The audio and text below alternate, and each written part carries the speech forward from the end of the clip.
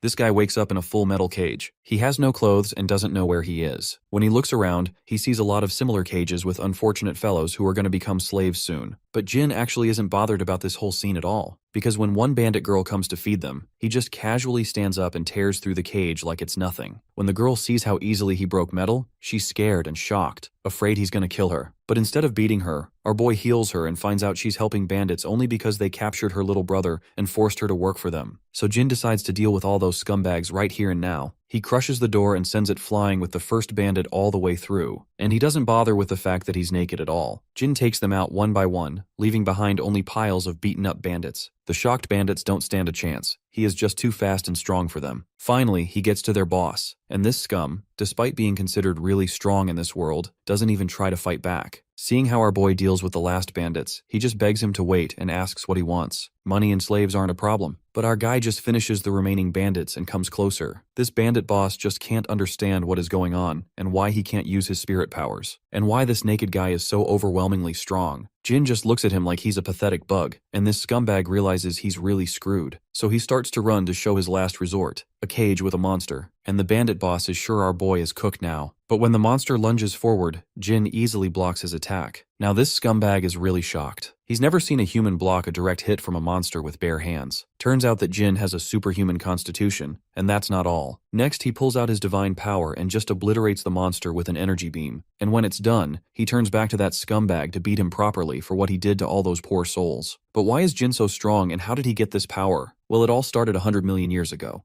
A massive catastrophe descended upon planet Earth, annihilating the entire human populace across the globe. The seed of this calamity took root when a mysterious virus began mutating animals, twisting them into otherworldly terrifying monsters that were later dubbed corruptors. Within a few short years, the outbreak spread so rapidly that humanity lost 99% of its population to the devastation. The remaining remnants of humanity tried their absolute best to hold the front lines and fight back. Unfortunately, it quickly became evident that conventional warfare was entirely useless against these beasts. Driven by desperation, humans began experimenting on their own kind. Out of all the trials, Jin Shudu was the only successful test subject to show actual results. Alongside him, scientists engineered a counter-virus comprised of nanomachines designed to restore the planet's corrupted environment. Armed with his newly obtained unparalleled abilities, Jin became the superhuman savior of this world, always attempting to protect the last surviving pockets of humanity. Ultimately, however, it was all in vain. They were simply too late, and eventually, even the final human survivors perished. With no one left to protect, Jin's existence seemed stripped of its purpose, having failed the very task he was created for. Or at least, that's what his scientist friend Kagura believed. Jin held a fundamentally different perspective. To him,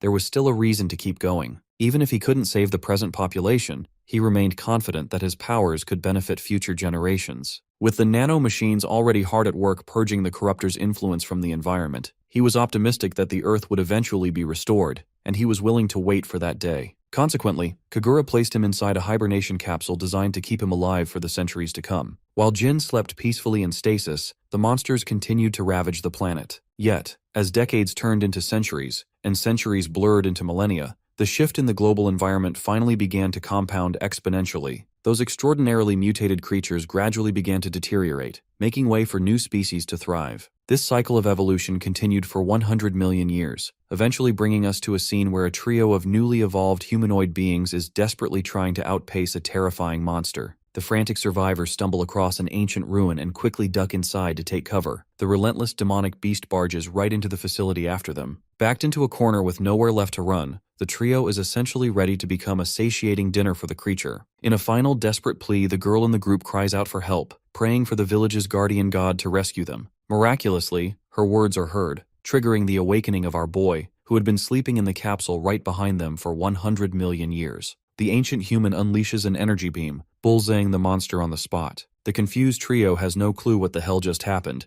and the situation only gets more messed up when a butt-naked man pops out of nowhere. The very first thing this naked Chad does is look for his clothes, which are neatly preserved in an indestructible lockbox his friend Kagura had developed. After booting up the lab's ancient systems, he discovers he has basically speedrun 100 million years into the future. Although the passing of eons has corrupted most of the data, it's an absolute miracle the machines are functional at all. It appears the nanomachine virus Kagura created did exactly what it was supposed to, annihilating the corruptors which help preserve the facility. He also finds a communication cube left behind by his old friend, though its contents remain a mystery for now. He then turns toward the humanoid locals, completely forgetting his manhood is just dangling in the breeze. Realizing there are literal kids staring at him in the buff, he quickly gets dressed, restoring the same fresh look he rocked millions of years ago. A short while later, he exits the facility with the trio, only to be instantly blinded by the intense sun shining above the horizon. Truthfully, he wasn't expecting such a vibrant sight. The view before him is nothing short of magnificent, a stark contrast to the apocalyptic wasteland he once knew. The kids immediately start heading back toward their settlement, insisting that their guardian god follow them. Our boy, on the other hand, is far too preoccupied trying to figure out exactly what kind of species he is dealing with. After all, humanity should technically be fossil fuel by now. These humanoids with distinct animal traits must be the result of millions of years of evolution, mixed with the continuous interference of nanomachines. Not to mention, these guys are speaking the exact same language used by humans eons ago, heavily implying they branched off from the exact same root. He introduces himself as Jin Shadu, requesting that they just use his first name. In return, the girl with goat ears introduces herself as Hakama Phil. The koala-looking dude is Danpo, and the cat girl beside him is Shandy. Hakama decides to save the rest of the pleasantries for later and begins dragging Jin along, explaining that her village is just around the corner. She's incredibly desperate to bring their newfound guardian god home so he can fend off the current invaders. Tragically, by the time they arrive, the village has already been raided and devastated, with multiple settlements completely engulfed in flames. Shandy absolutely loses it at the catastrophic sight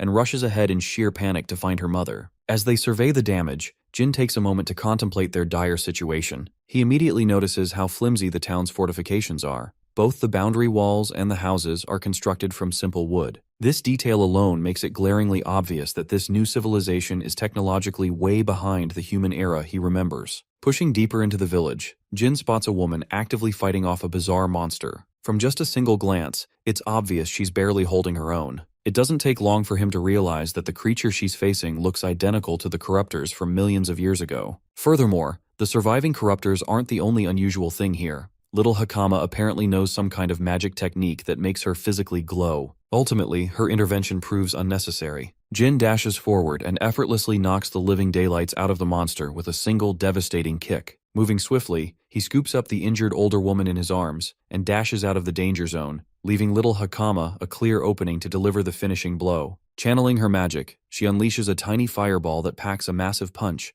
officially putting the monster down for the count. Observing the dead creature, Jin confirms his theory. The atmospheric nanomachines have indeed stripped these monsters of their legendary healing abilities. What he doesn't understand, however, is how a local girl was able to wield those same nanomachines. His educated guess is that these folks draw nanomachine particles directly from the atmosphere and channel them into offensive spells, much like he does. The glaring catch is that historically, only pure humans were capable of manipulating that technology. He directly expresses his curiosity to the woman he just saved, wondering if everyone in this era possesses such magic. She isn't entirely sure what he's getting at, but she clarifies that only a select handful of people can actually wield this ability. In their culture, it is believed that individuals blessed with divine powers are the only ones privileged enough to use this magic. In their specific village, there are no more than 4 people who hold this distinction. Jin doesn't have to think too hard to piece it together. Divine powers is just their primitive, fancy way of explaining nanomachine manipulation. Hakama rushes over to the older woman, who turns out to be her grandmother, anxiously inquires about the rest of the villagers, only to learn they have already evacuated. This statement washes a wave of relief over the trio, though the grandmother is deeply worried about why the kids returned to the dangerous village instead of evacuating with everyone else. After all, the beast they just fought was merely a larva compared to the massive adult monster currently terrorizing the area. Suddenly, a voice of reason penetrates through the tension, assuring the old lady that there is absolutely nothing to fret about. That giant invader she mentioned? This newcomer confidently claims he can slaughter it single-handedly. The grandmother is shocked to see these familiar faces back in the war zone and immediately questions the man about the other villagers. The blue-haired warrior confirms that the rest of the civilians have safely reached the shelter. As it turns out, the older man accompanying this blue-haired guy is actually Hakama's father. The two share an emotional reunion. Naturally, he demands to know where she ran off to. The girl honestly admits she went straight to the sealed door, much to the grandmother's absolute shock. The older woman is furious that Hakama wandered into that godforsaken territory. According to local legend, the domain beyond that door belongs strictly to the guardian god of the village. Because little Hakama felt utterly threatened by the monster invasion, she explains she simply went to seek the deity's help. And, as she proudly points out, the literal god from their legends is standing right beside her. Understandably, the grandmother is highly skeptical, flat out refusing to acknowledge this random young lad as their divine protector. Even worse, based on his appearance, they assume our boy belongs to an inferior species, making the idea of granting him such a sacred title downright ridiculous. Stepping in, little Shandy tries to convince her blue-haired brother that Jin is the real deal. In response, her highly prejudiced brother is quick to dismiss her claims, pointing specifically to Jin's ordinary human ears. In their society, anyone who doesn't inherit distinct animal traits is classified as a lesser being. As far as this guy can tell, his little sister is just operating under a massive, naive misunderstanding. Still, the little girl stands her ground, proudly revealing that this man easily defeated the invader chasing them. Unimpressed, her brother brushes the feet off, arrogantly claiming he could take down an invader just as easily. Turning his attention to our hero, who already looks utterly exhausted by all this unwarranted crap, the blue-haired warrior threatens the intruder, telling him to leave the village immediately because they have no room to accommodate a being of inferior blood. The yapper just walks right past Jin, still running his mouth. He's so painfully full of himself that he voluntarily takes on the suicidal job of killing the giant invader all by himself. By the way, this arrogant bluehead goes by the name Sars. The grandmother becomes visibly distressed by the reckless, spur-of-the-moment decision Sars just made. She then turns her attention back to Jin. Even though she still couldn't care less about who he actually is, she admits it would be incredibly rude not to express her genuine gratitude for him saving her life. Following her thanks, she asks for one final favor: to help escort the kids back to the safety of the shelter, while she goes to ensure Sars doesn't throw his life away due to sheer arrogance. Unsurprisingly, our boy flat-out refuses to comply. They directly questioned his pride, and he certainly isn't going to just stand there and let them trample all over it. He decides he's going to make damn sure they realize he isn't some useless bystander, and he is definitely not an inferior species. The scene rightfully transitions to the nearby lake, which is currently harboring the grotesque, massive monster. Sars has finally arrived on the scene, and the dude doesn't so much as flinch before dropping into a combat stance. With his spear and body charged with crackling Zeus-like thunder, he executes a lightning-fast sprint toward the beast. In an effort to counterattack, the vile creature quite literally uses its own offspring as projectile weapons. Luckily, these unnurtured, slimy larvae are easy targets for Sars' electrified spear. With the path cleared, Sars capitalizes on the opening, leaping high off the ground to deliver a devastating slash directly across the bastard's face. The monster screeches out loud in sheer agony. Of course, we all know it couldn't possibly be that easy, and we'd be right. To Sars' utter dismay, the monster's deep, gaping wound immediately begins to regenerate. The sudden shock paralyzes the blue-haired warrior, leaving him wide open for a lethal counterattack he has no time to dodge. But exactly as expected, Jin intervenes at the last second, effortlessly blocking the massive strike like it's no big deal. Sars, the once unshakably arrogant fool, is suddenly hit with a massive reality check. And the show is just getting started. The monster leaps back to launch another strike with double the previous force. My guy, however, doesn't even grant the creature the opportunity to swing. With just a casual snap of his fingers, Jin blasts a clean hole right through the monster's flesh. The cocky runt can only watch the spectacular display in stunned silence. Soon after, the rest of the group comes rushing toward the water's edge. They haven't even finished catching their breath from the crazy sprint before their jaws hit the floor all over again, watching our boy block the colossal monster with a single hand. As the monster continues trying to apply immense force, Jin genuinely starts getting bored of the exchange. Deciding to wrap things up ASAP, he grabs Sars by the waist and leaps out of the way. By the time the camera pans out, we witness the massive monster completely pierced through and through by Jin's energy. Sars frantically argues that big, flashy attacks are useless if the monster can just infinitely regenerate. Thankfully, Jin has already taken that exact variable into consideration. This is precisely where the nanomachines come in handy, actively neutralizing the monster's cellular regeneration. The damage Sars inflicted earlier was actually quite considerable, but the cut was far too shallow to overload the creature's healing factor. By now, Sars is practically having a mental breakdown just processing the sheer possibility that this inferior guy might actually be their guardian god. Humorously, Jin quickly denies having any divine roots that would qualify him for such a grandiose title. What he does know for a fact is that the entire reason for his continued existence was to safeguard the people of the future and slaughter the very monsters standing in front of him. Enraged, the beast snarls and wildly swings its massive tail, desperately trying to squash the agile hero who keeps slipping through its defenses like water. Having quickly formulated a winning strategy, Jin proceeds to completely immobilize the creature by trapping it in dense yellow ice crystals. As he charges up a critical hit guaranteed to obliterate the beast into smithereens, he finally gives a proper introduction. He declares himself a monster born directly from humanity's own tragic foolishness. He is a relic who has survived through 100 million years of sleep,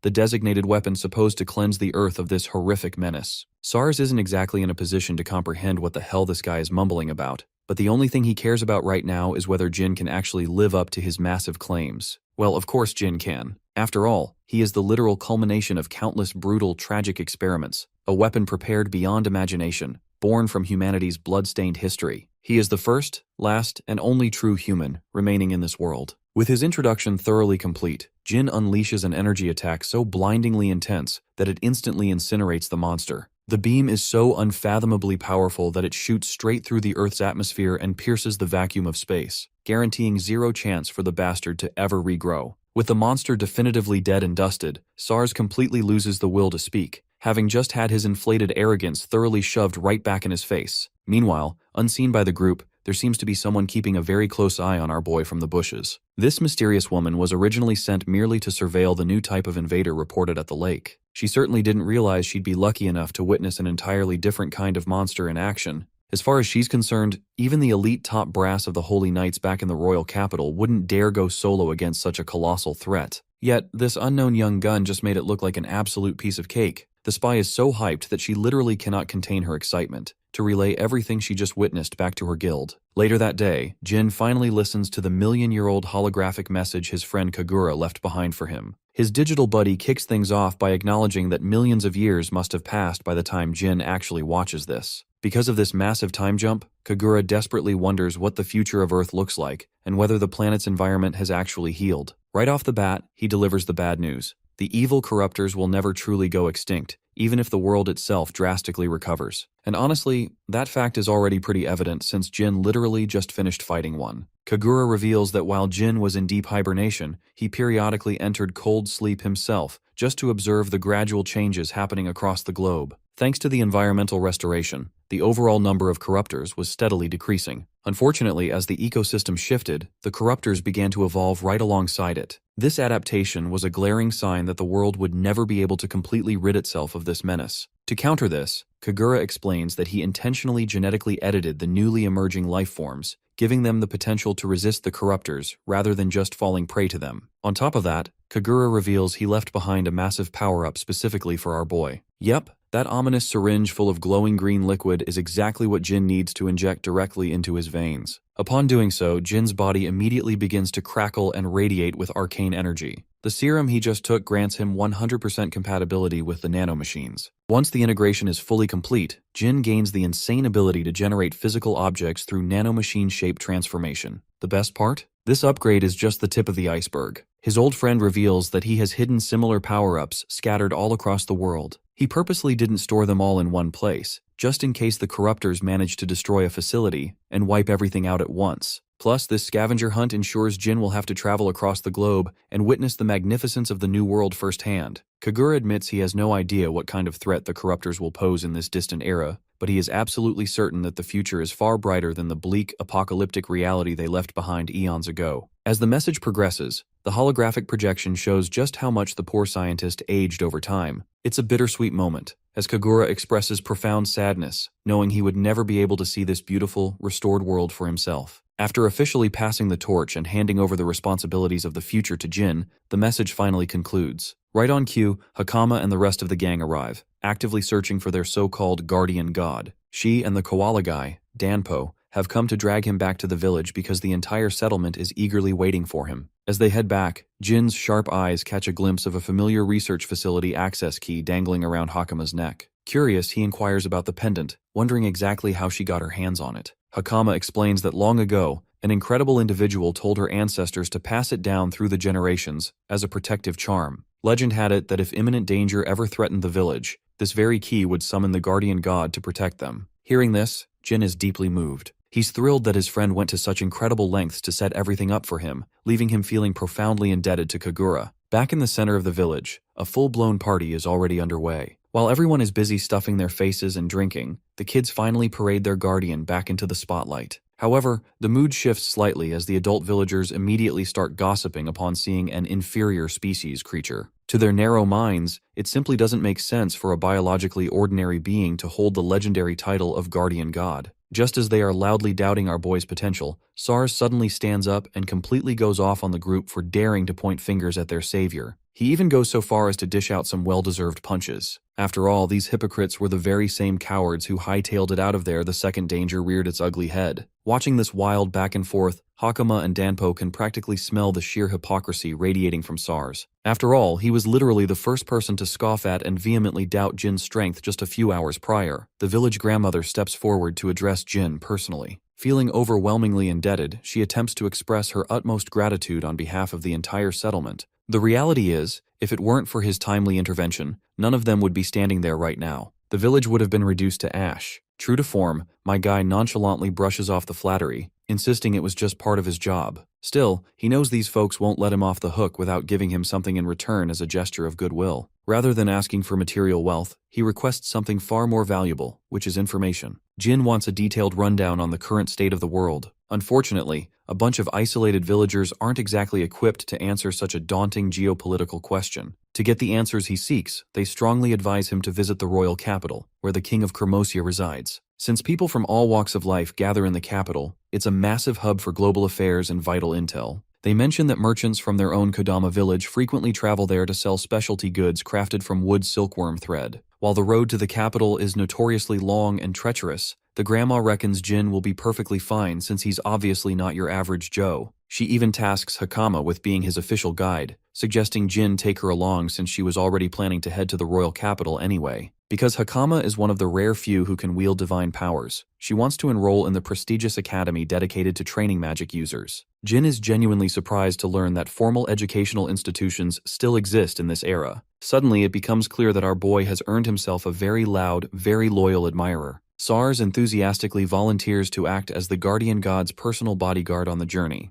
The old woman quickly shoots him down, reminding SARS that he literally has zero reason to visit the capital. However, SARS loudly boasts that he absolutely does have a reason. He plans to join the esteemed Holy Knight Order. Grandma, however, knows this is purely wishful thinking. She ruthlessly points out that SARS couldn't even manage to get accepted into the basic academy, so joining the elite Knight Order is a massive long shot. This catches Jin off guard. Considering SARS as a divine power wielder, Jin assumed the guy would breeze through the admission process effortlessly. Hakama enlightens him about the catch. There's a mandatory written exam designed specifically to filter out the idiots, and SARS was tragically a victim of his own sheer dumbness. Banter aside, Jin finds himself growing increasingly curious about this elite class known as the Holy Knights. Speaking of which, the scene transitions away from the village to a heavily armored knight. He is visibly stunned to learn that the giant invader terrorizing the Kodama village region has already been completely annihilated. The one delivering this massive bombshell is the exact same spy chick who was watching the entire lake battle from the bushes. The knight demands she confirm the facts one more time, and the girl firmly corroborates her story without a single moment of hesitation. The Holy Knight is in absolute disbelief. Until today, he never could have imagined that anyone outside of their elite order possessed the raw capability to solo a monster of that caliber. Right in the middle of their debrief, a corruptor suddenly attempts to ambush the spy, leaping at her exposed back. The knight reacts with blinding speed, drawing his sword and slicing the monster cleanly in two. Instead of retreating to the safety of the kingdom, the knight makes a bold decision. He is officially too intrigued, eager to personally track down and meet the mysterious man who effortlessly slaughtered such an enormous beast. Jin wakes up to a gorgeous morning enjoying the taste of air, still finding it hard to believe that he could enjoy a scenery like this. Part of him regrets that his dear friend Kagura can't see it alongside him. One of the kids brings him his clothes, urging the guardian god to put them on. In the next scene, we have our boy out on the village side. Hakama's grandma is telling her to fulfill her duty properly as a guide, while SARS is acting all fed up that he couldn't be the one to lead Jin as a travel guide. Jin takes special interest in the guy and even praises SARS's movement, assuring him that he'll be waiting for his arrival at the royal capital. This remark turns SARS squealing into a fangirl, wishing the guardian god the best and hoping that he takes care of Hakama.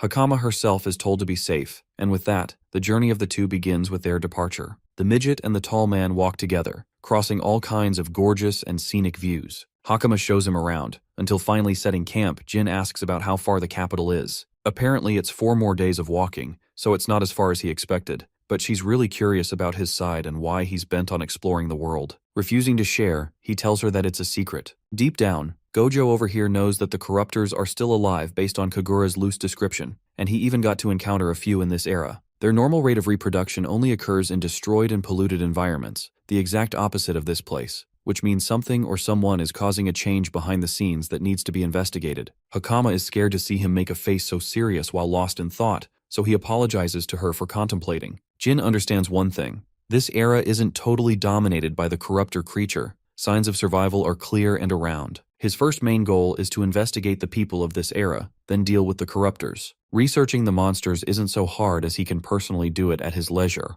Apart from that, Bro wants an immediate change and requests Hakama to stop calling him a guardian god. She gives him too much respect even then, and he has to urge her to just call him Jin. The sound of a horse galloping catches the attention of both. A holy knight has arrived alongside his team, urging to have a moment with our duo. This guy looks like your average Prince Charming, except Jin doesn't care, and asks about his identity anyway. Hailing from the Holy Knight Order, the captain of the 7th Division announces himself as Argus Ulton. The concept of a holy knight is still new to our boy, who wonders if these are the interesting beings that the villagers mentioned. Among Argus's team, one bratty knight gets a temper tantrum and roars at the commoner for showing complete ignorance to her leader by refusing to stand up. She even tells her captain that these two must be the culprits, only for Argus to tell her to tone down. Karina is fussing in the background while the Holy Knight addresses Jin with more respect this time. Our boy is simply curious about Karina's words earlier, but the Holy Knight brushes it off, acting like she was just being rude. Argus then changes topics and asks about the identity of the man, where he came from, or where he's headed next.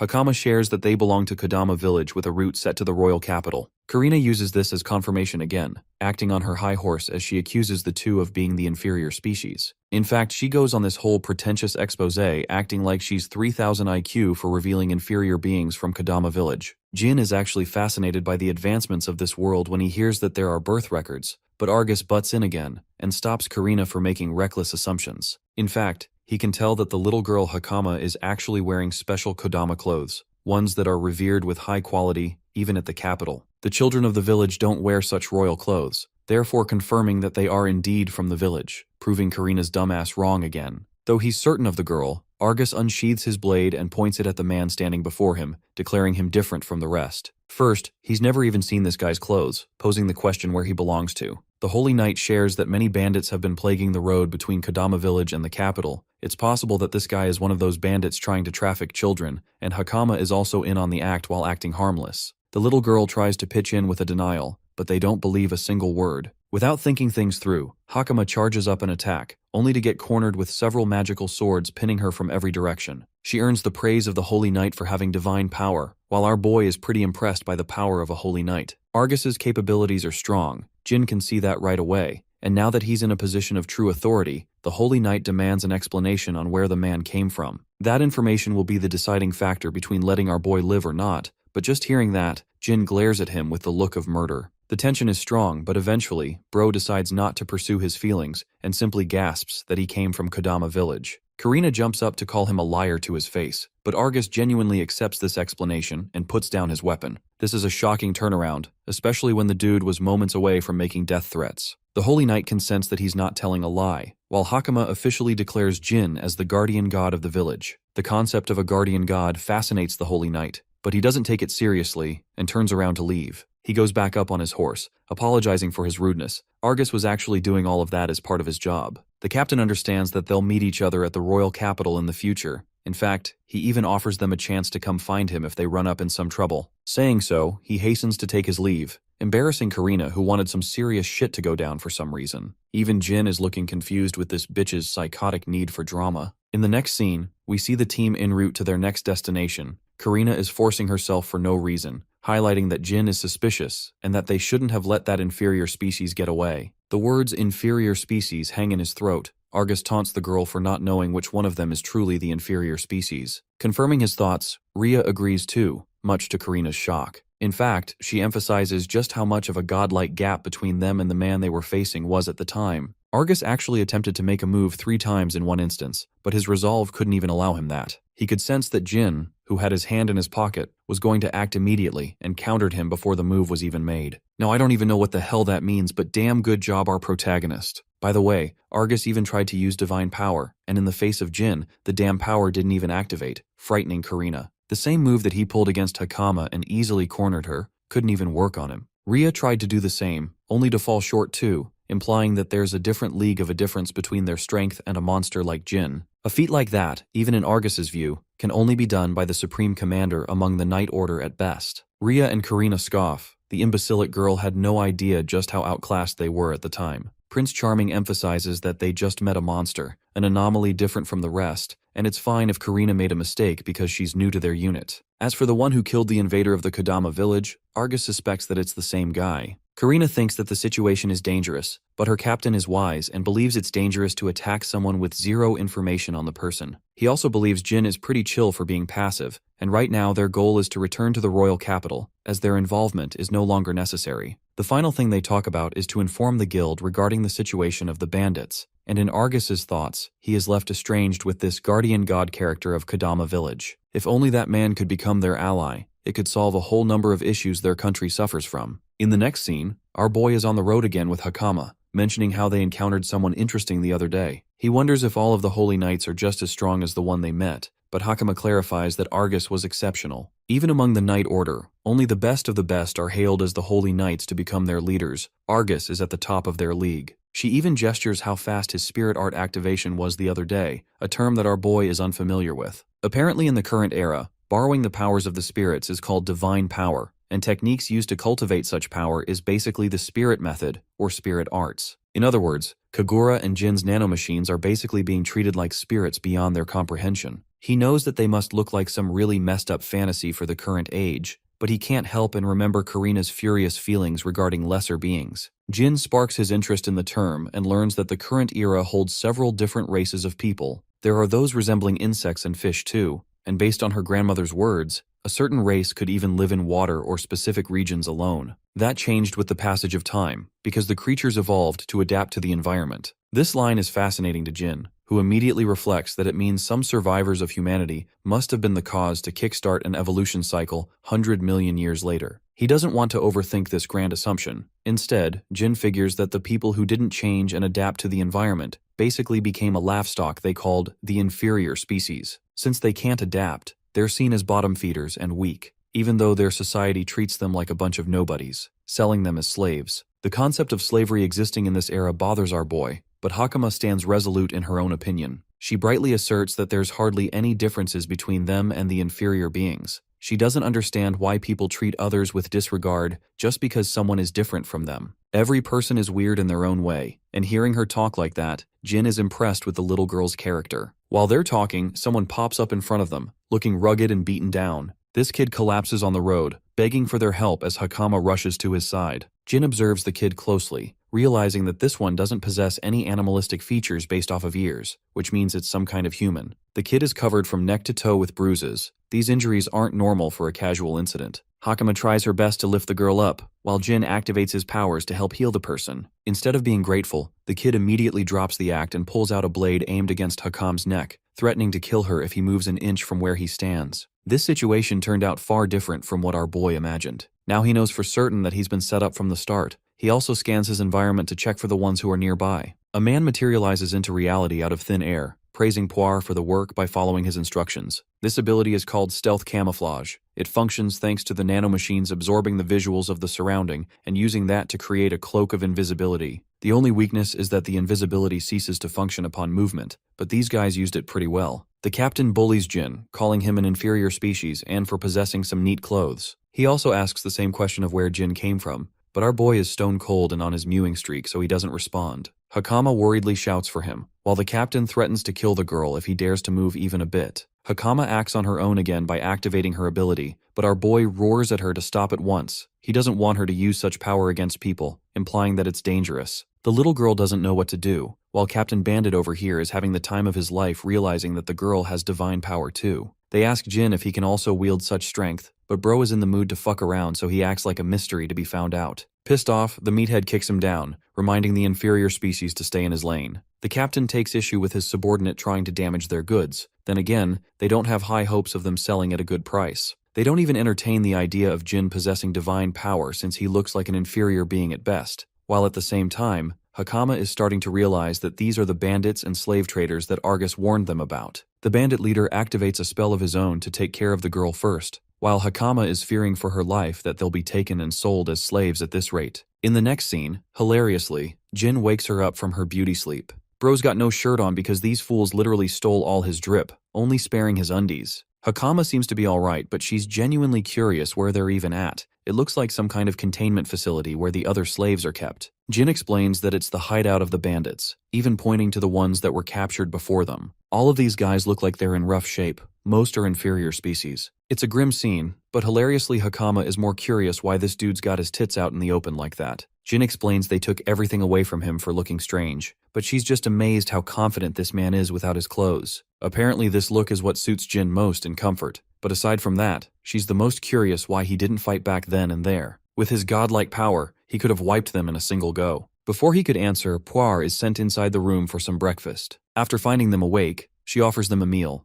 Hakama is pissed off, but Puar doesn't really care whether they hate her or not, as she never had any expectations of being forgiven. The pure girl is annoyed, but Jin stuns Blue Hair by actually calling her kind. It comes as a shock to the pretend victim, but in reality, Jin shares that bad people don't even care about the concept of whether someone hates them in the first place, or if they deserve forgiveness. The fact that Puar thinks of these things is enough to conclude she's kind. Regardless, the underwear man over here is done playing yoga and gets to the real business. He grabs hold of the bars and in Uncle Iroh fashion, literally freaking bends them apart to carve him a way out. Puar is left flabbergasted by what she just saw. In reality, Jin has actually been waiting for her all this time for a private conversation. The Blue Hair is confused as to why, but Jin can already sense that she's blackmailed into working because someone she cares about is imprisoned here somewhere. Puar is terrified that how this guy's guess is so damn accurate. He even goes on to heal her wounds, emphasizing that the only reason he was fooled is because he knew the girl's wounds were actually real. Criminals don't really go around roughening up their own allies to near-death condition. That's how he knew immediately that Puar was being blackmailed and forced into work. Jin's words cause her to experience massive guilt, ultimately allowing her a chance to share that her little brother has been captured by these 6 scumbags. They constantly threaten that they'll sell the boy outside the country if she resists, that they'll never let her see him again. Puar breaks down into tears, collapsing that even her parents were slaughtered by these bastards, so her brother's all that's left. Just hearing her side of the story gets this man going unlike anything else. Jin is in a literal fit of rage, and Hakama finally understands why he let himself be captured like that. His goal has always been to save these people, but he also knows that villains are stubborn and annoying. Even letting a single one escape leads to disaster later, because they can rebuild their power and create trouble again. Long story short, Bro wants to squash these cockroaches together, and he starts off by kicking the crap out of this furry with a backshot. With the path now open, Gojo Satoru intends to rip these lowlives to pieces. Jin knows the psyche of villains more than anyone, and we get an understanding of this when we circle back to 100 million years into the past, when human civilization had reached its technological prime. The kid at the time was beaten down and had nothing. His first thoughts were to admire justice in the world, but that admiration came with a second, more haunting realization. Any world that needed justice was also filled with an overwhelming amount of bad people. People who wanted to hunt him down, for example. Living an ordinary life is something to be praised, but the kind of environment he grew up in, the boy never experienced the peace he ever wanted. So when it came to the people who tried to mess with him, Jin literally crushed them under the weight of his powers, breaking their bones and destroying them over the years. He took down bad people everywhere he went, continuously crushing the ones that disrupted the peace of the world, until one day a man came to him, suggesting a different opinion. He thought that Jin had been born into the wrong world, and that leads us back to the present. Our boy is walking like a Chad to confront the losers in front of him, having already laid waste to piles of bodies. Bro just wants to increase his kill count, and refusing to answer any questions, he throws one of their own at the henchman in front. The moment one of them catches the guy, our boy swoops in with a lightning-fast kick and slaughters the other. His friend is left horrified because Jin just sends this dude with a crater in the wall, appearing no different than a goddamn monster who doesn't know how to stop. Terrified, the guy tries to run away, but it's pointless. Only his agonizing screams reach the lower-level captives. Puar can sense that this scream is coming from the others. She's genuinely starting to wonder who the hell Jin is. Hakama casually reveals that this dude is a walking god, and that they have nothing to worry about as he'll take care of everything by himself. Right now, they need to follow his instructions to head outside, but it's terrifying to Puar that they're about to be saved. The leader of the bandits isn't exactly easy to beat, even though he possesses a talent for powerful divine magic. In a battle of brute strength, it's hard to imagine anyone taking that guy down. But while Puar is thinking such useless thoughts, our boy already has the dude quivering on his knees. The boss begs Jin to stop, offering him lumps of money, even adding slaves into the picture. By the way, Puar's brother is kept in this room. Jin is disgusted by the mere suggestion of being offered slaves. He kills another guy in front of the boss, while the bandit leader questions what the hell is going on. Not even his spirit arts can seem to activate in the face of this man's divine powers. But even more than that is the mystery of why Jin gained all this power. Hilariously, our boy calls this clown a half-baked villain, because the real ones at least have the spirit to run away when they know they're outclassed. But the bandit leader alongside his henchmen are all condescending assholes who look down on others, deluding themselves that maybe they could win. But the moment they fear a loss is in sight, they begin to plead. Honestly, this verbal beatdown is satisfying, and following our boy's advice, the bandit leader moves his feet to start running. He goes straight to the elevator to pull the lever, unleashing a secret weapon they've encaged as a monster. Jin is shocked to find a corrupted under their control. It's a powerful beast acquired for a certain noble. What bothers me is how the hell purple Arnold Schwarzenegger over here couldn't break out of his cage sooner. The bandit leader is more than happy to give Jin a challenge, vowing to reduce everything to chaos as the creature roars its battle cry. The first attack is made by the corrupted monster, who swings to pummel down Jin on his feet. The attack is blocked, giving us a view of that massive Gaiat in the process. The bandit leader is left speechless by the power of Jin's ass. I mean the power of his muscles. Meanwhile, Jin shares that he was literally born with a superhuman body, possessing muscle fibers several orders of magnitude higher than the average person. Now that it's his turn to strike, this man kicks the creature back, before vowing to unleash more of his strength. Bro shoots a Kamehameha wave like he's Goku or something, wiping out the monster to pieces in a single blast. All that yapping and the bandit leader is back to where he started, on his knees again. Jin stares him down, wondering what this pathetic scumbag will do next. Now that he's run out of options, Bro tries to weasel his way out, begging to be spared. But my glorious white-haired king responds with a hook to his face, refusing any chance of mercy. With the matter settled, he takes back his aura farming drip and apologizes to the kids in advance for waiting. First, Bro wants to check the documents to gather direct evidence of their crimes. He opens a drawer and finds an interesting set of notes. Just one glance at them probably makes you think that this dude has hit the jackpot. But no, our boy has absolutely no idea what the hell he's reading right now. The language is unfamiliar to him, so he is too intense to use Hakama for help.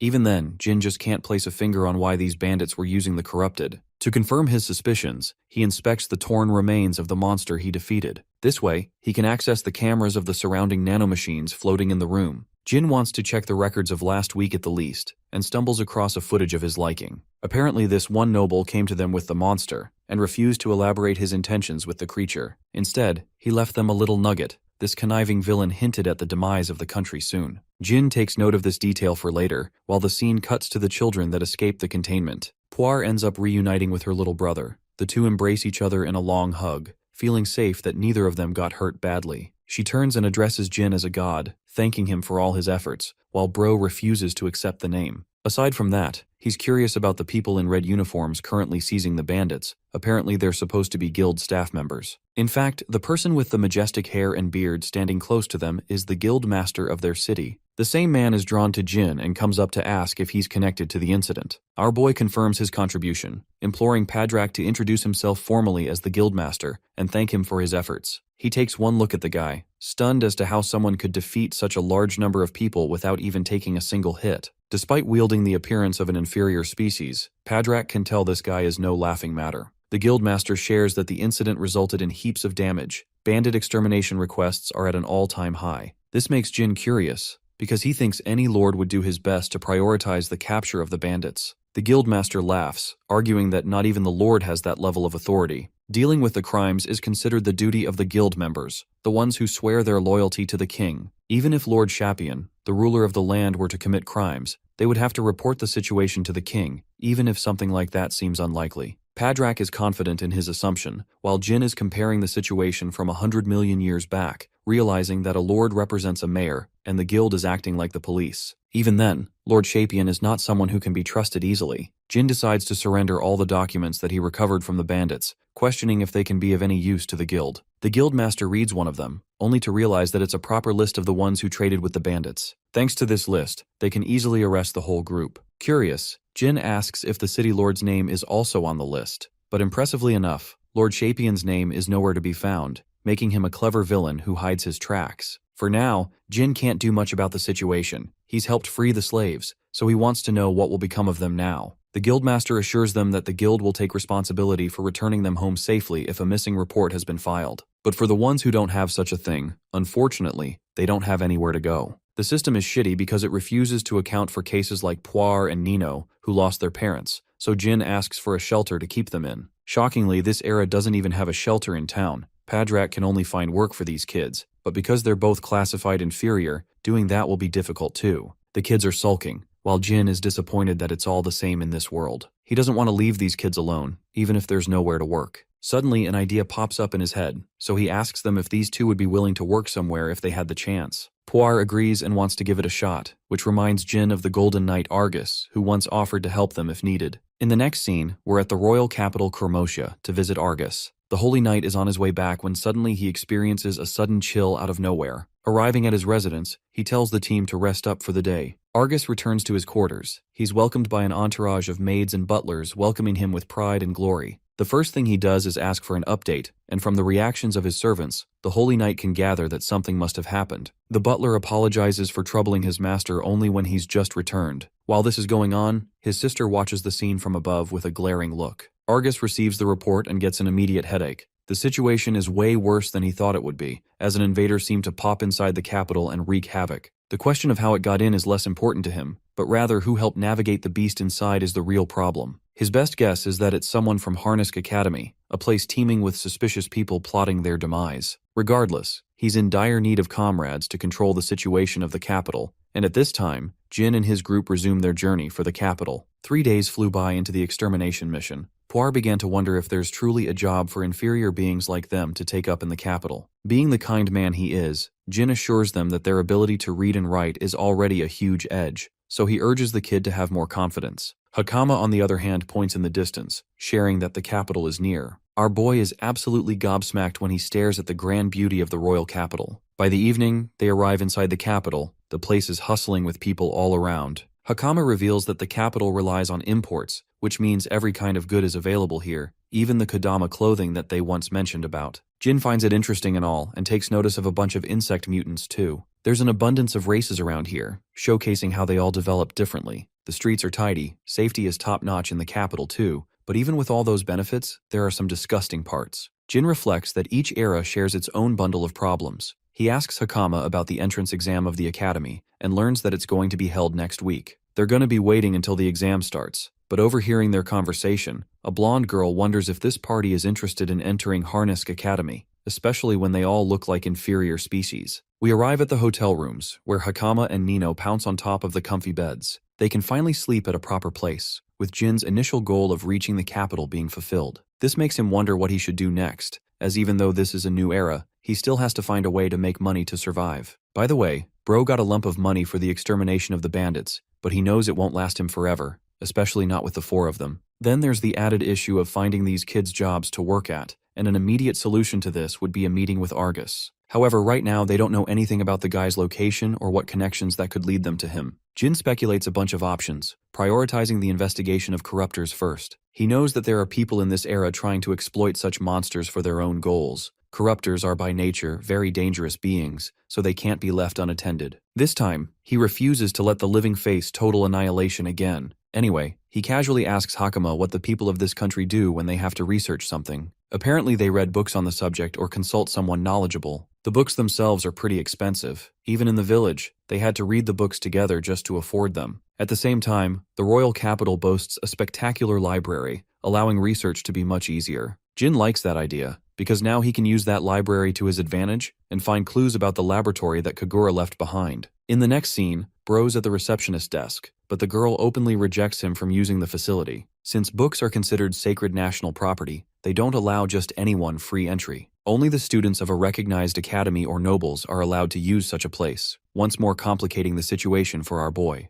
Hakama hilariously reminds Jin that Bro can't even read in his current state. Though he's trying his best to learn letters, it'll take him a while to get a full grasp of the language. Bro's scratching his head like he's got an exam to prepare for, while 2 dudes in a cloak are secretly spying on them as part of their mission. They come up to confront Jin for a simple chat, but actually it's a conversation that starts with a violent punch. Our boy reflexively grabs his fist right away, before taunting the guy for having amazing manners in his introduction. So much for the city's safety when people are attacking like this. But the guy remains arrogant and Jin wards off his fist up in the air, diverting a powerful magic blast. The fighter praises him for having sharp instincts, while Puar can't fathom how these guys are openly using divine power in the middle of a civilian zone. Our boy wants to know what's the deal with these losers, and quickly realizes that someone put a hit on his head. That only works out in his favor though, even though these bullies threaten Jin's group to get lost from the capital unless they want to deal with danger. Jin doesn't really budge on his position, inviting the guy to try and attack him again, only to get his fist caught and literally slammed into the hard ground. After delivering a reality check to one of them, he turns to the other who is firing a magic blast right at him. Jin refuses to dodge and blocks the fiery attack head-on, making this guy think he dealt some serious damage. But out of the smoke emerges a hand, as he quickly grabs the guy and lifts him up as if he weighs nothing. Adopting a serious tone, Jin mocks them for being pathetically weak while challenging him,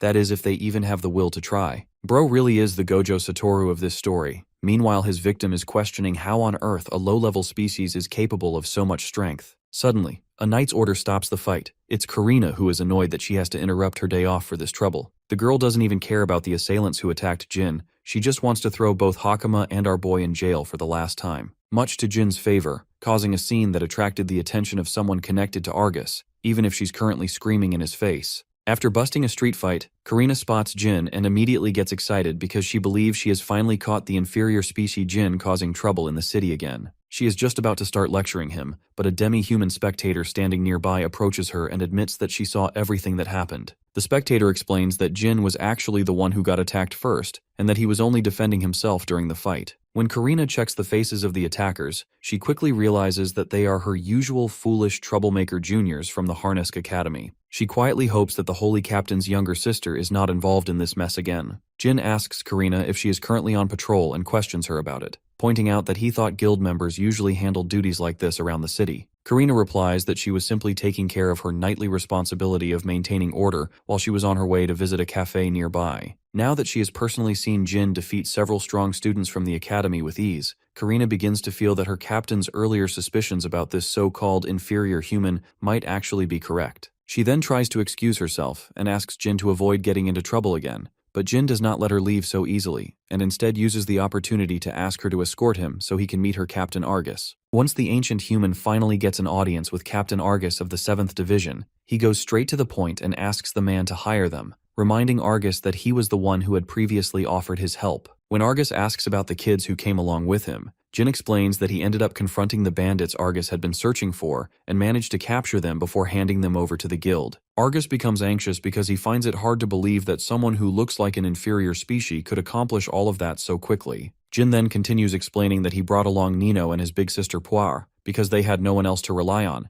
and people would treat them poorly due to being considered inferior species. Because of that, Jin asks the captain if he could arrange some kind of work for them. Captain Argus reminds the ancient human that he has no obligation toward them, but Jin argues that he is willing to take responsibility for the kids since he is the one who saved them. Argus finds this reasoning interesting while the children look at their savior with hopeful expressions. The captain then quickly forms an idea and decides to use the kids as a bargaining piece. He calmly tells Jin that he will allow the kids to stay at his place and work there only if Jin agrees to work as a teacher at the academy. Jin accepts the condition without giving it much thought, and soon the kids are changed into maid outfits. Poire thanks the captain sincerely, while the captain instructs his other maidservants to properly educate them and make sure that no discrimination happens. As Jin walks away with Argus, he asks the captain what kind of catch is involved in him working as an instructor. Argus explains that although he has no clear idea where Jin originally came from, his instincts tell him that Jin is a trustworthy person. The captain then moves directly to the real point and tells Jin that he wants him to infiltrate the Harnesk Academy. Jin becomes serious and asks for a proper explanation, and Argus begins describing the current power struggle inside the capital. According to him, several factions are locked in a quiet, cold war over control of the throne, since the king is critically ill and might kick the bucket at any second now. He further explains that aside from the usual succession conflict, there are also individuals who hold no legitimate right to the throne, but still want to seize power. Apparently these people are extremely dangerous and are even using the corruptors, which people in this era call invaders, as weapons to push their plans forward.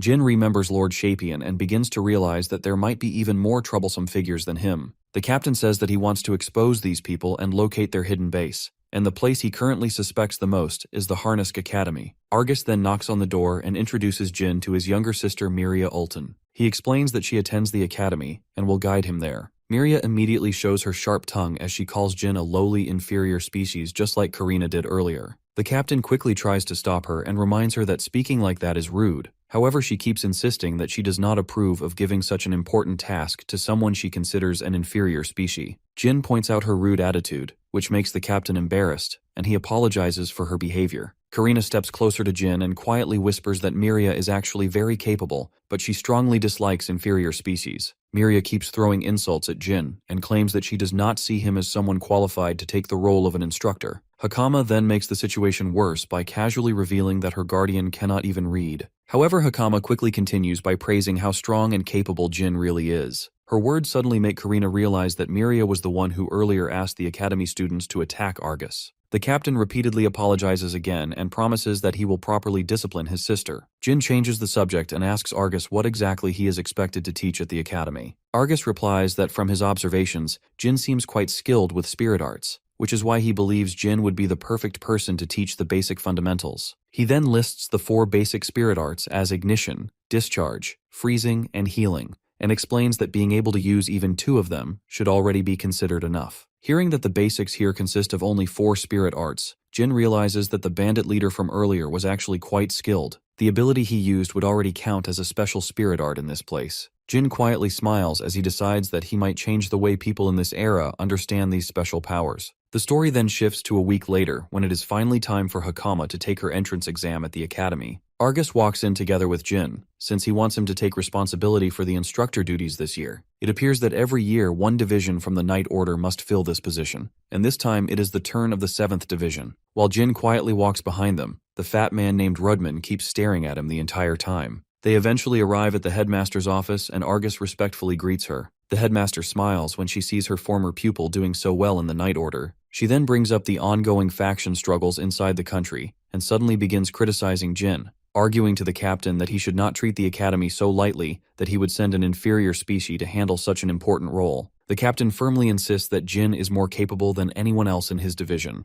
When the skinny rat Lord Gita notices that the headmaster seems ready to accept Jin as their instructor, he quickly objects to the idea. He now takes over the role of insulting the poor ancient human, and strongly argues that they cannot allow an inferior human to take such a position. The headmaster then turns toward Lord Rudman and asks for his opinion regarding this protest. The fat man casually agrees with the concern, but then presents a practical argument about the backlash they might face from both the students and the other instructors. The headmaster then joins the protest as well and admits that she shares the same concern. Jin realizes he is being spoken about without being included, so he steps forward and stands up for himself before respectfully greeting them. He calmly introduces himself with proper manners, showing that he can remain composed even while being openly mocked. He then asks the lords a direct question, wondering whether they are judging him because he looks like an inferior species, or because they believe he lacks the power needed for the role. The principal smiles and replies that the only thing that concerns them is whether he truly has the required ability. Then she asks him if he can prove it to them. When Argus suggests that the headmaster test it herself, she agrees, and a quick mock battle is arranged at the Harnisk Academy Spirit Arts training ground. The sly, skinny rat is the one who steps forward to face Jin, laughing as he says that at least Jin will not embarrass himself too badly since there are only a few students around today.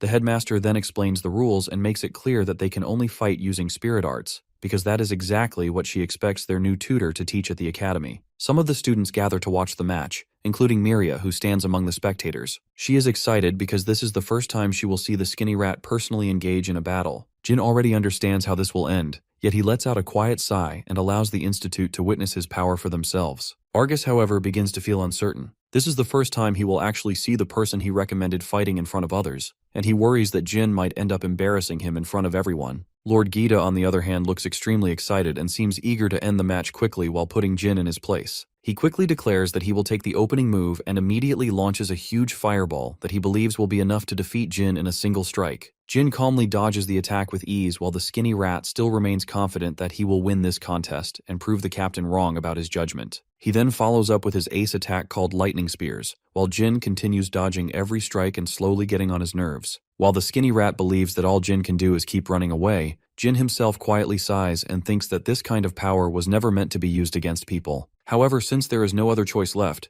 Jin finally decides to demonstrate his ability and intentionally reveals a unique spirit art. He uses a gravity manipulation attack and forces the skinny rat Lord Gita down onto the ground, pinning him there and making it clear that he never stood a chance and that his arrogance meant nothing in the end. The headmaster and Lord Rudman the Fat Man are both left shocked by what they witness. Even Argus and his sister Miria stand there with their mouths open after seeing such a clean display of power that they have never witnessed before. When they ask what exactly just happened, Jin calmly explains that he simply manipulated the gravity surrounding Lord Gita. When he hears people saying that they have never seen anything like this before, Jin smiles quietly as he realizes just how much there is for the students as well as the instructors of the academy to learn. Lord Gita grinds his teeth in frustration as he lies flat on the ground, looking absolutely miserable. Out of sheer pity for the wrinkly old man, our hero finally releases the gravity pressure pinning him down. Gita has a meltdown, shouting that a spirit technique like that should not even exist. He insists the inferior must be using some kind of illegal trick. Our boy quietly stands there and takes the verbal abuse like a champ while the geezer screeches in his face like a Karen.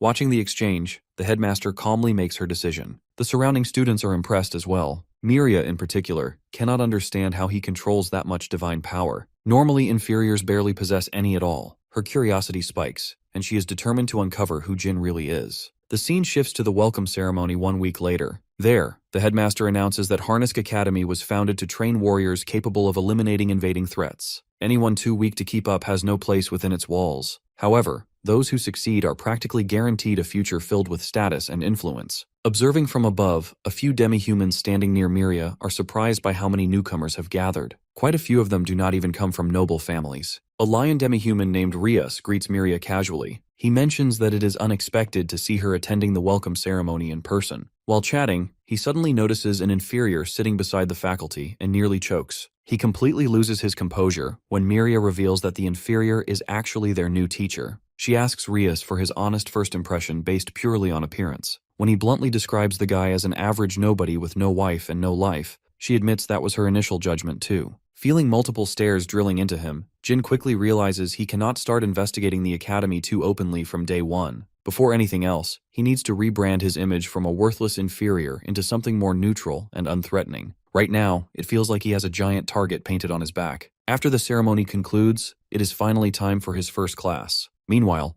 Lord Gita gathers the senior students and announces that regular classes are officially back in session. He bluntly warns them not to fall behind the promising new talents who joined this year. That said, he angrily demands to know why most of the class is absent. The old man smiles on the inside, fully aware that many of them would rather die than sit through a lesson taught by an inferior. The greasy rat even went out of his way to spread the word that today's lecture would be handled by Jin. Surprisingly, our professor does not seem bothered in the slightest. He confidently stands at the podium and introduces himself as the new spirit techniques instructor. Without missing a beat, Rias shamelessly asks whether he truly has what it takes to teach the most elite class in the academy. Our boy responds with a calm smile, saying they will find out soon enough. He even tells the lion demi-human that he is free to leave if the class proves beneath him. With that established, he lays down one rule immediately. He tells his students they must never use divine power against humans under any circumstance. To clarify his reasoning, he explains that divine power was designed to suppress the regeneration abilities of inhibitors.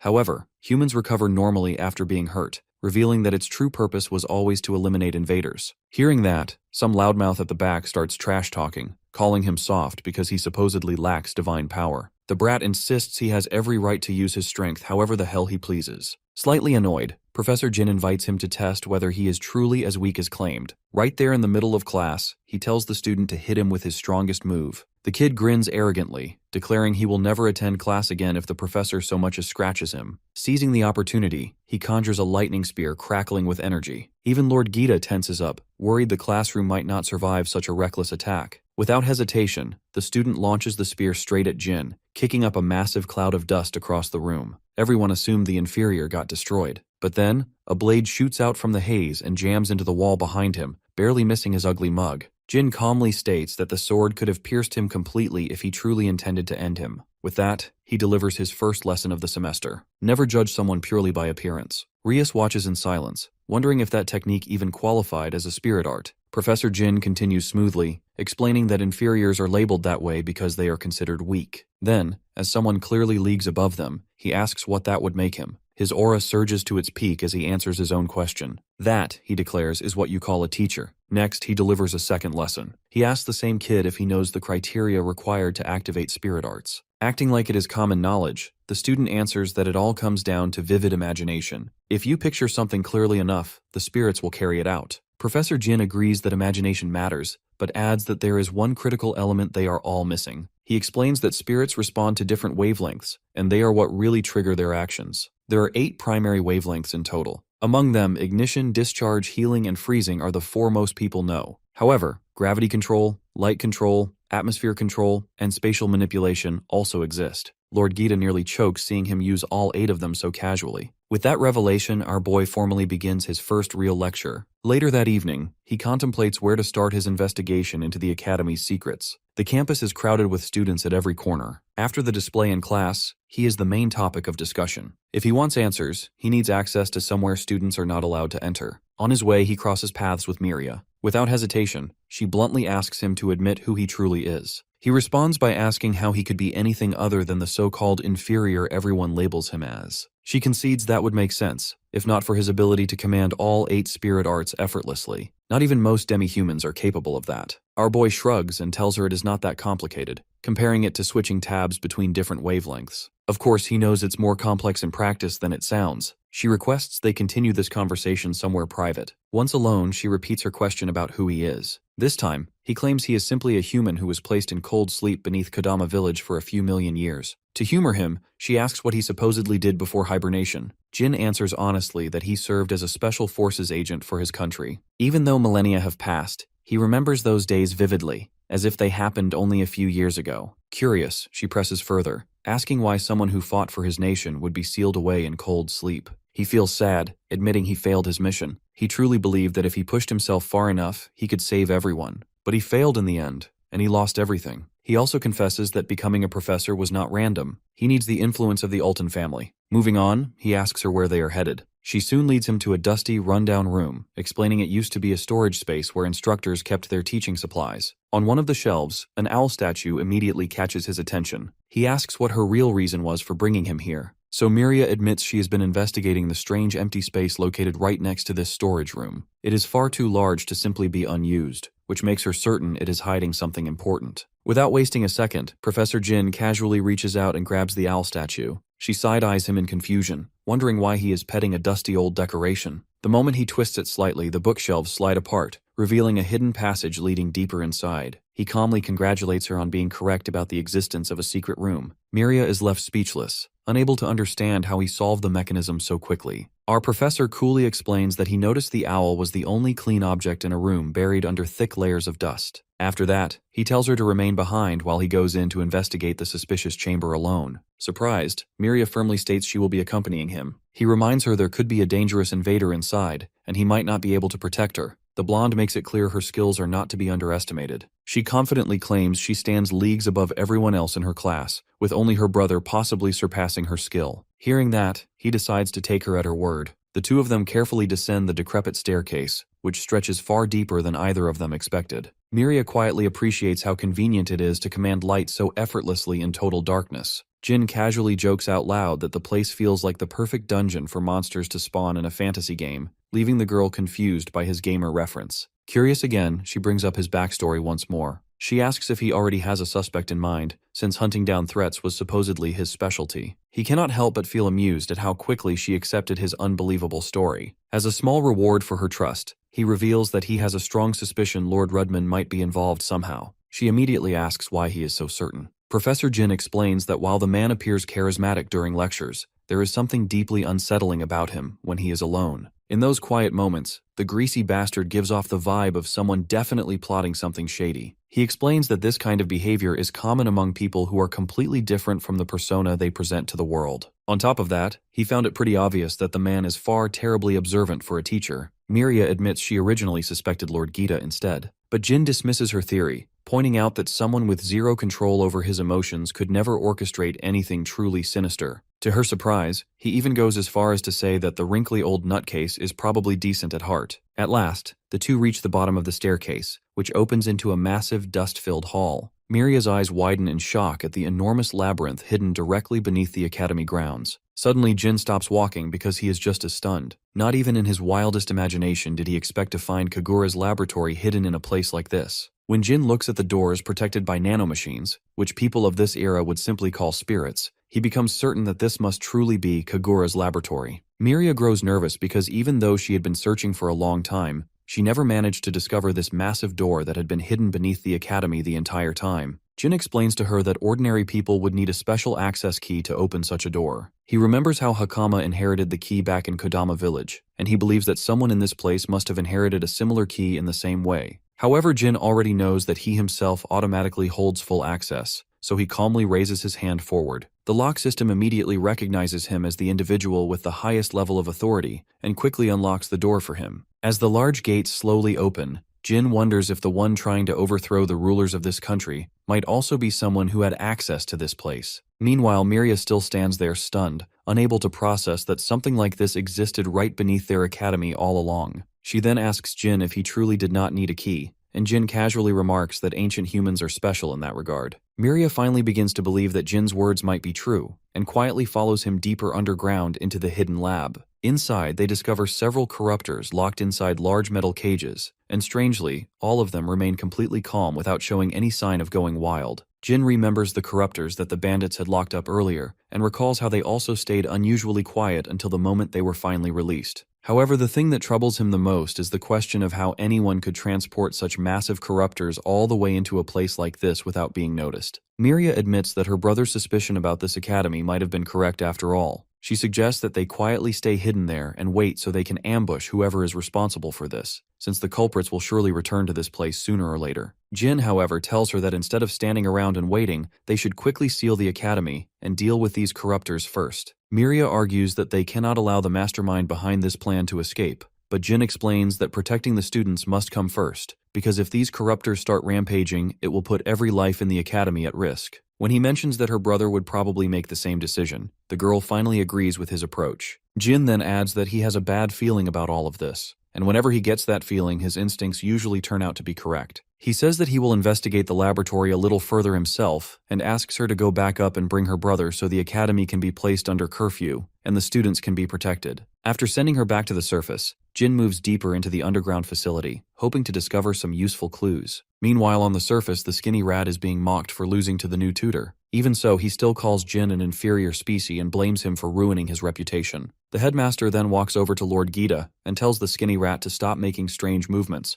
because the students are starting to feel uncomfortable. She gets publicly humiliated by the headmaster before being asked about Lord Rudman, who has been missing since that morning. The headmaster feels overwhelmed, but the fat man's absence only makes her more worried. Just then, she notices a dark cloud forming above the academy and wonders what has just happened. Meanwhile, Miria rushes toward the surface, but as she exits the door, she comes face to face with Lord Rudman, the fat man who had been missing since the morning, now wearing a purely evil expression that clearly shows he is up to no good. Back in the lab, Jin examines some strange reddish portals that appear to pulse as if they are alive. He wonders whether this thing is actually alive and if Kagura is the one who created it. Jin then finds the message cube Kagura left behind along with the nanomachine injector. The ancient human hopes the cube will contain clues to help him understand and resolve the current situation. He quickly activates the cube and a hologram of Kagura appears, casually holding a coffee. Kagura had already expected Jin to reach this facility before anyone else since this lab is the closest to where he would awaken. The doc explains that in this lab he was developing a device that humans had never accomplished even hundreds of millions of years ago, and that a small portion of the device's power has been sealed within the injector for Jin to use. He praises himself for this achievement before finally revealing that the mind-blowing device he is referring to is actually a teleportation device. Never in his wildest imagination did he think Kagura was capable of building something on this scale, but now everything starts clicking into place.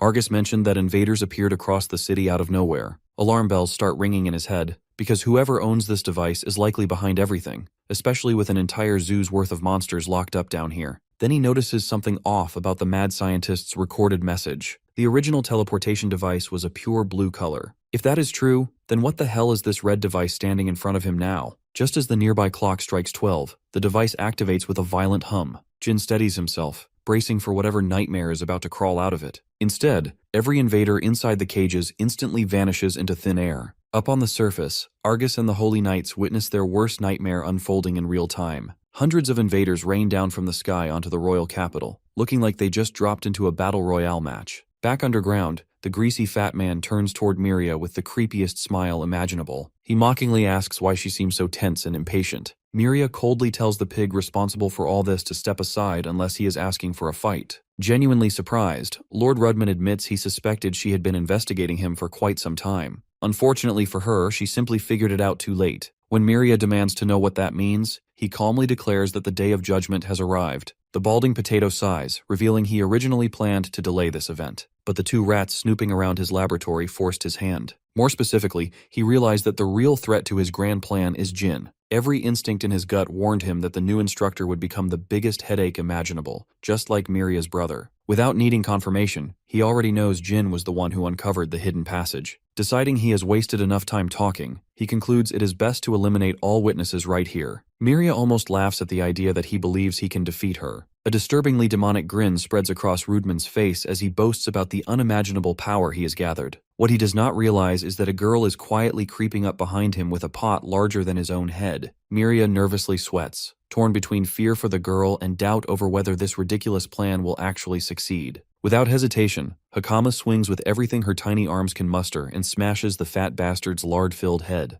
Miria stares at her in shock and wants to know how she even found this place. Hakama hurriedly explains that she came looking for Jin. There is absolute chaos outside, and it will be impossible to save everyone without their guardian. On the way, she ran into another new student, Kudo. The girl mentioned that their professor entered the storage room not long ago. The new girl feels slightly guilty about knocking out a teacher, but Hakama insists the creep deserved every bit of it. Besides, since he never saw their faces from behind, they could easily pin the blame on the blonde princess if things go south. At that moment, Jin finally reaches the top of the stairs. Concerned, he asks what happened, only to spot a floppy pig on the floor like a fallen bowling pin. Hakama quickly snaps him out of it and informs him that the city outside has descended into complete chaos. He is not surprised at all, because he already knows there is only one destination the lab's invaders could have been sent to. Miria turns pale as the realization hits her, and the three of them rush outside without wasting another second. Fires rage across the city, and nearly half of it lies in ruins. Terrified citizens scatter in every direction as hell breaks loose. Among all the invading creatures, one monster that looks like a hulking Vilgax stands out as the strongest by far. Seeing her beloved home reduced to this state leaves Miria completely speechless. Meanwhile, Jin feels the weight of failure crush his chest again, thinking he should have destroyed the device when he had the chance. Hakama snaps him back to reality again. She points at the massive tentacle monster, which is charging up a devastating attack aimed straight at the royal palace. Determined to atone for his mistake, Jin uses the injection Kagura left behind for him. After using it, he gains a toned-down version of teleportation. The mad scientist had explained that the nanomachines only store enough energy to activate it once every 24 hours. On top of that, its range is supposedly limited to a short distance within the user's line of sight. However, those restrictions apply to ordinary users, and Jin is anything but ordinary. Someone of his caliber can practically teleport as far as his eyes are capable of seeing. Without hesitating even a second, he vanishes and reappears directly in the path of the massive laser beam just before it can strike the royal palace.